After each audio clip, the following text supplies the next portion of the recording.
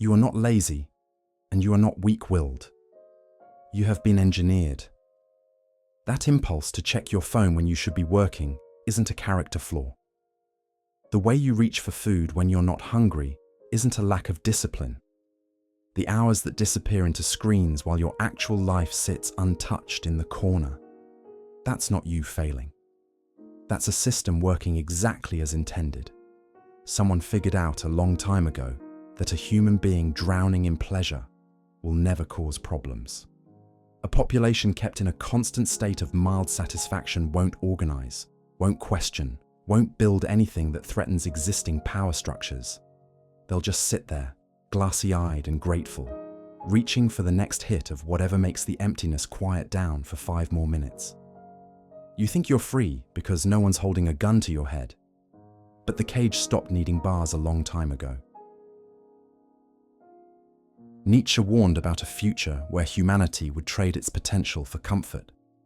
He described a creature called the last man, a being who has abandoned all higher aspirations in exchange for safety and warmth and endless small pleasures. The last man has no interest in creating anything or struggling toward anything or becoming anything beyond what he already is. He wants to feel good and avoid pain forever until he dies having risked nothing and become nothing. When Nietzsche described this figure, it was meant as a warning, a nightmare of what civilization might become if it lost its nerve. Look around you. The nightmare won. The last man isn't some future threat because he's already here. He's checking his phone 11 hours a day and calling it connection. He's watching strangers live exciting lives instead of building one himself. He's convinced he's happy because he hasn't felt uncomfortable in years.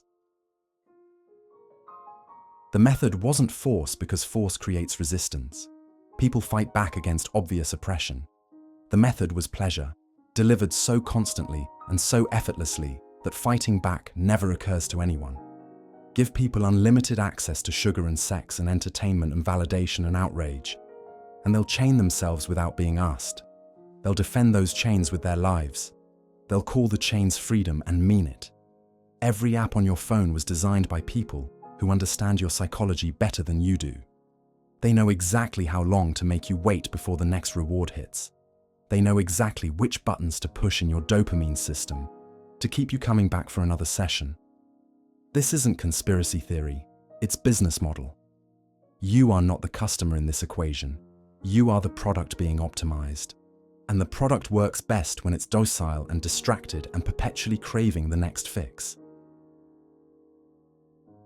Nietzsche understood that comfort is not a neutral state. It's actively corrosive. The human organism evolved to struggle and overcome and transform suffering into strength. That's what we're built for. Remove the struggle entirely and you don't get peace. You get decay. Muscles that aren't used will atrophy until they can't support your weight. Minds that aren't challenged will deteriorate until basic problems feel overwhelming. Spirits that aren't tested will collapse the first time life demands something real. The modern world has systematically removed almost every form of necessary hardship and replaced it with artificial pleasure on demand.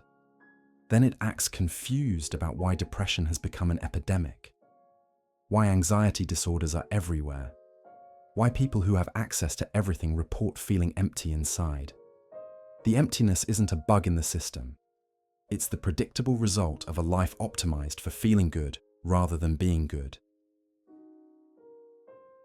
A strong person is dangerous to existing power structures, which is why strength must be prevented. Not by attacking it directly, because that would be obvious, but by making weakness so comfortable that no one voluntarily chooses strength anymore.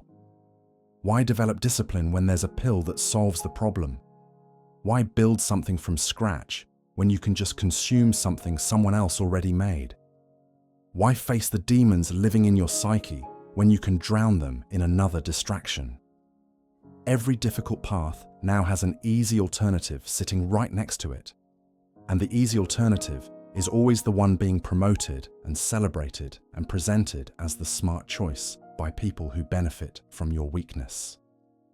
They've managed to rebrand inability as wisdom and called the whole thing progress. Nietzsche saw that the highest human beings are those who create their own values and impose meaning on a universe that offers none by default. This requires energy and the ability to delay gratification, to suffer now in exchange for something greater later. Pleasure delivered on demand hijacks this capacity entirely.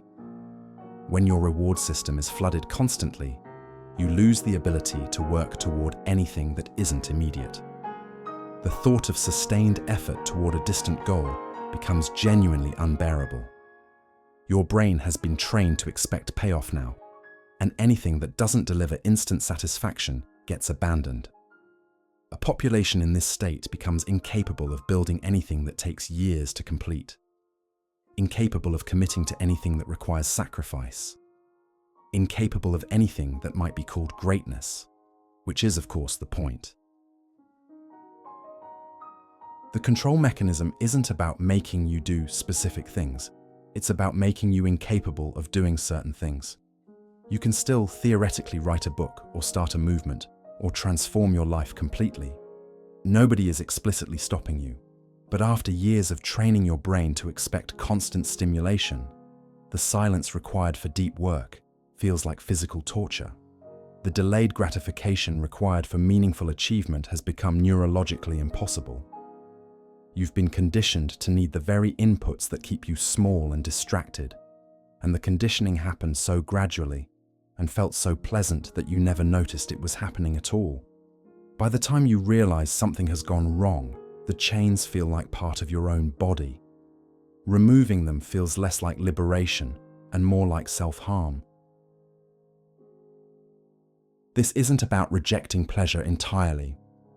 Nietzsche despised asceticism for its own sake, just as much as he despised worship of comfort. Denying life is no better than drowning in distraction. The point isn't to suffer unnecessarily, but to maintain the capacity for difficulty, to use pleasure as a tool rather than being used by it, to keep yourself capable of doing hard things so that when something worth struggling for finally appears, you can actually rise to meet it. The person who can delay gratification when necessary has options in life. The person who cannot has only one path available, and that path leads wherever the next dopamine hit happens to point. One of these people is free. The other one just thinks he is because the cage is invisible. Nietzsche believed that humanity's potential was being squandered not by tyrants or oppressors, but by comfort itself. The great danger facing civilization wasn't jackboots and chains, but warm blankets and full bellies. He imagined a future where people would become so satisfied with their small pleasures that they'd lose the ability to want anything larger.